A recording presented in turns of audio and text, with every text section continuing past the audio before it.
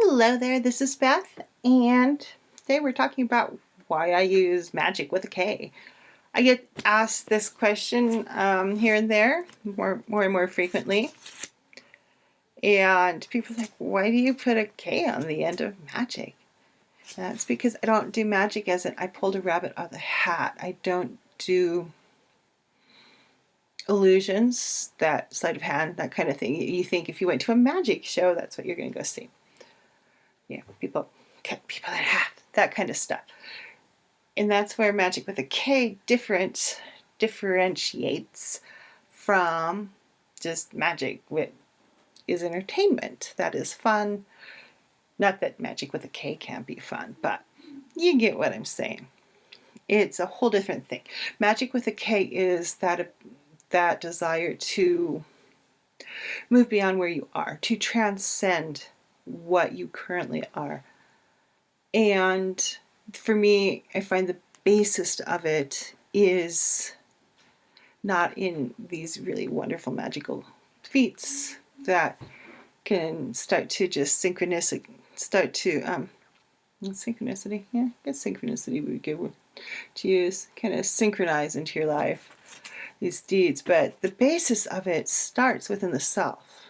Magick with a K starts within you. It starts with that basic willingness to say, yes, I want to be more. Yes, I want to change. And yes, I will actively move into this change. I will seek it out and use it to recreate myself or you. That is what the basis with Magick with a K is that willingness to step out of your comfort zone over and over and over again, because this process of change never ends. This process of self-evaluation never ends. And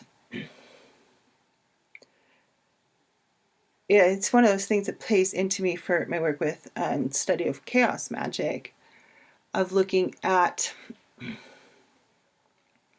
change on myself and always reevaluating that so I don't get stuck where I am. So I can keep moving and evaluating, is this working? Is that not working? Is this belief really a belief that I need? Is this belief really a belief that I believe? And is it working out in my life? How can I change that if it's not? Do I need to change the parameters that define things? And that's where Magick with a K comes in. You step into that willingness to change, that willingness to question what you believe, and willingness to change things. And once you start on that process of magical change, sure, you can direct it, sure you can okay, like, here's my intent, this is where I want to end up. Maybe. Because somewhere on that journey you may find, especially if you're working with something like a chaos magic model, where you're not going to glue yourself to one truth.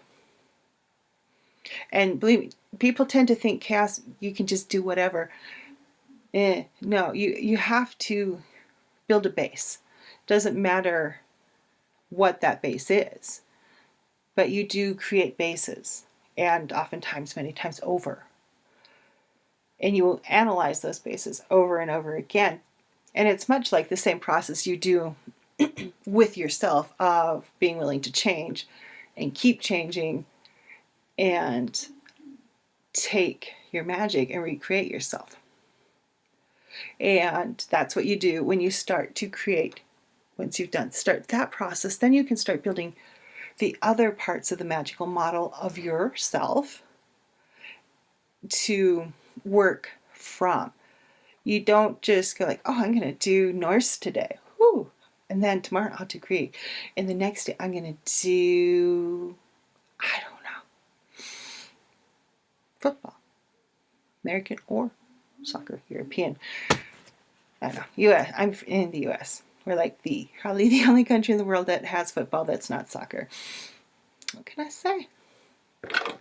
You know, we like to go against the grain sometimes.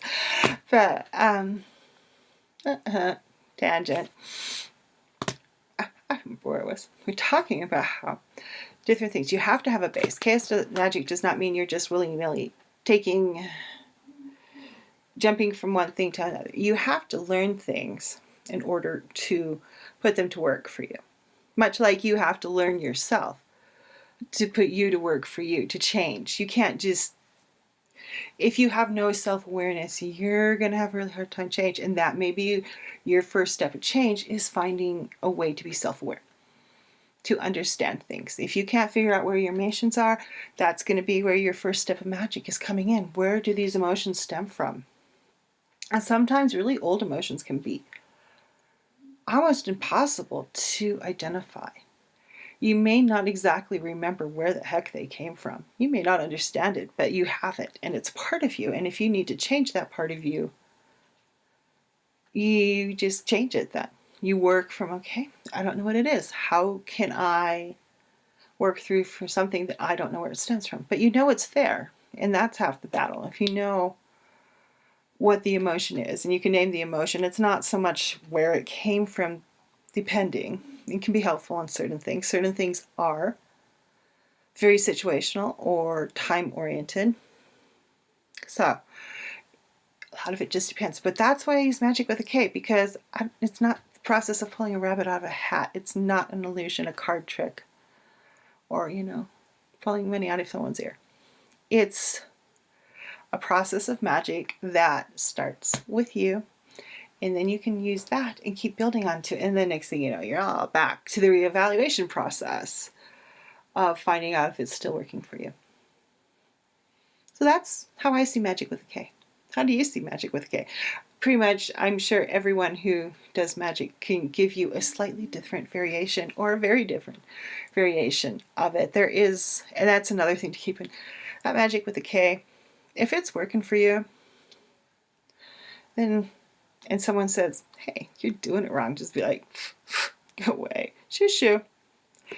You may evaluate how they see it, just to understand your own process more, and decide if you need to tear down some part of it.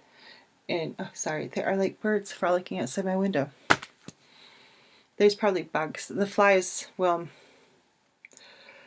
land like on the top of the snow, and the birds will come eat them. But yeah, magic with a K. Starts with you, goes out from farther, then you.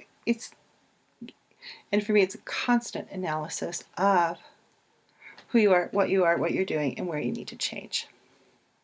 Which makes me sound like all I do is think about myself, which, yeah, not really. But okay. I'm feeling like I'm going to diverge into a very long diatribe on nothing. So we're going to sign off, and I'll be talking with you later. Bye-bye.